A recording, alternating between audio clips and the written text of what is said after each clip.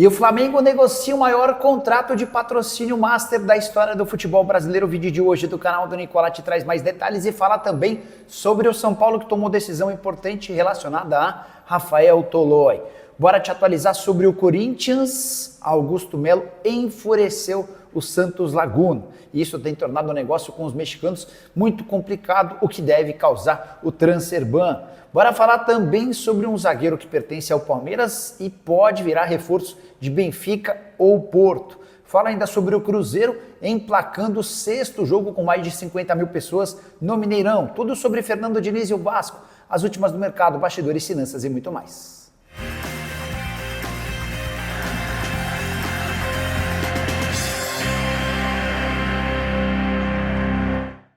Fala aí pessoal, sou Jorge Nicola, bem-vindos a mais um vídeo do canal, sempre bom ter vocês por aqui, sem perder tempo pedir para deixar like, se inscrever no canal e ativar as notificações. Bora direto pro giro de notícias.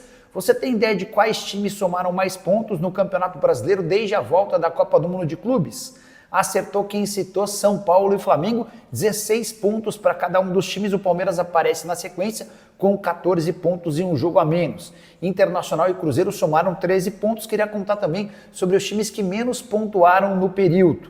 Atlético Mineiro, Fluminense, Grêmio e Bragantino fizeram 4 pontos cada contra apenas 3 pontos de Juventude e Vasco da Gama. Juventude e Vasco que tem uma partida a menos do que seus concorrentes. Bora falar também sobre a Conmebol, que anunciou a final da Libertadores da temporada de 2025 para o Estádio Monumental no Peru.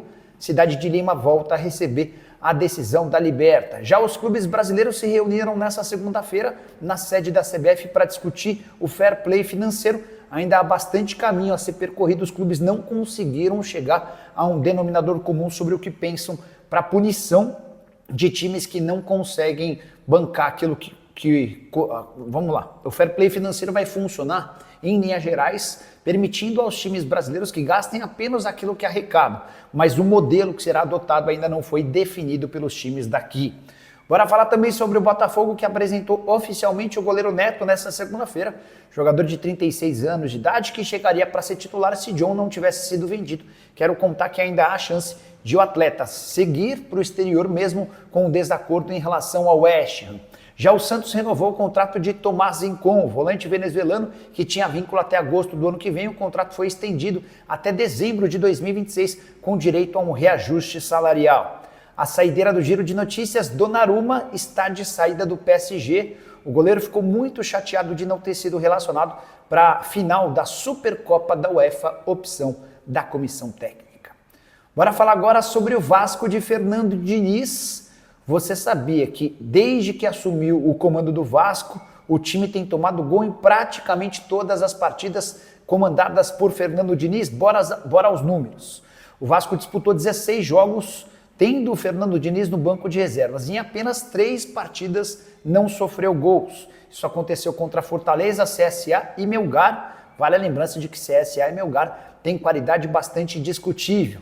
Importante contar também que o Vasco soma apenas 2 dos últimos 9 pontos disputados em São Januário.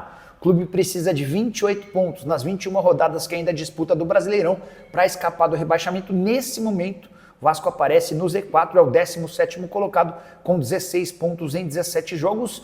O único alento do torcedor vascaíno se dá pelo número de partidas. O Vitória, primeiro time fora da zona do rebaixamento, por exemplo, tem 2 jogos a mais e pontuação próxima ao do Cruz Maltino.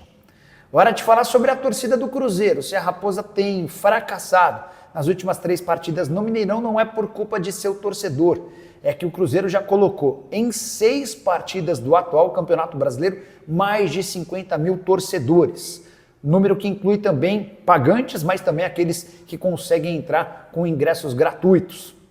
Bora aos jogos em que o Cruzeiro mais levou torcedores, 61.106 torcedores no empate contra o Galo em 18 de maio, 59.345 torcedores na derrota para o Santos nesse domingo, 57.747 torcedores na vitória por 2-1 contra o Palmeiras, 52.850 torcedores no 4-0 em cima do Juventude, 52.802 torcedores na derrota por 2-1 para o Ceará e 52.792 torcedores no Cruzeiro 2, Flamengo 1.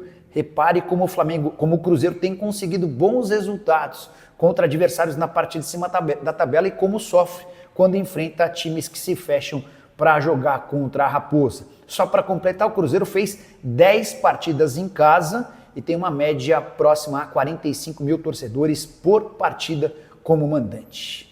Hora de falar sobre um zagueiro do Palmeiras que estreou com o pé direito em Portugal, chamando a atenção dos gigantes. Eu me refiro a Naves, atleta que se mudou por empréstimo para o Alverca. E mesmo na derrota do time dele por 2-1 para o Moreirense, o Naves foi eleito o melhor em campo e teve a terceira melhor nota entre todos os atletas que disputaram a primeira rodada do Campeonato Português.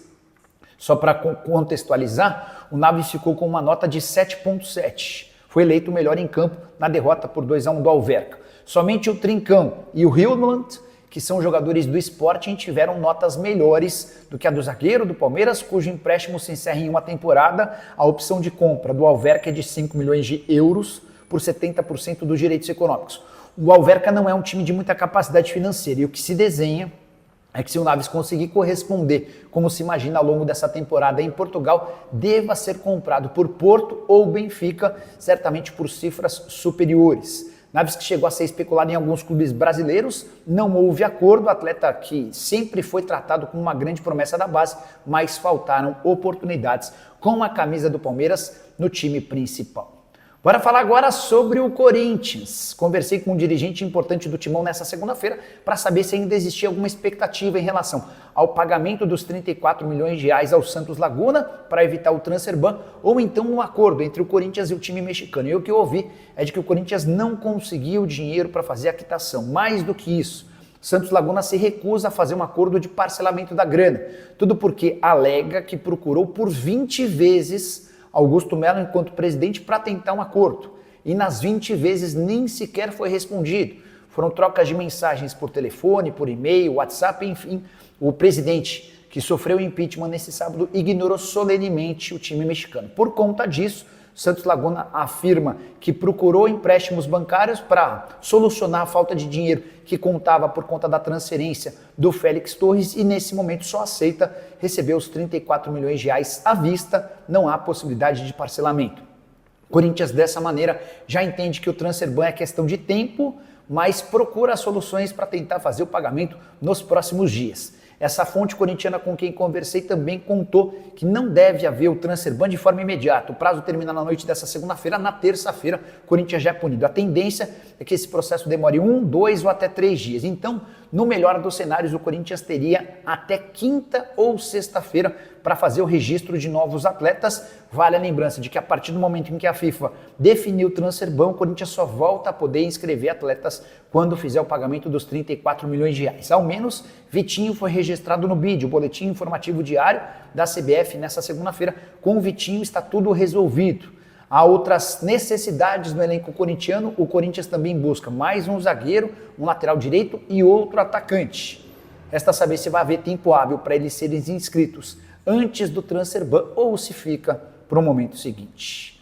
Hora de falar sobre o Flamengo, que tem negociações para fechar o maior contrato de patrocínio da história da América do Sul. E olha que o Flamengo já é dono do melhor contrato. O acordo com a PixBet prevê pagamentos de 115 milhões de reais por ano. Mas o rubro-negro procurou, nos últimos dias, a PixBet, sua atual parceira, para afirmar que tem uma oferta de 220 milhões de reais por ano, contrato de 3 temporadas de outra bet. O nome da bet não foi divulgado.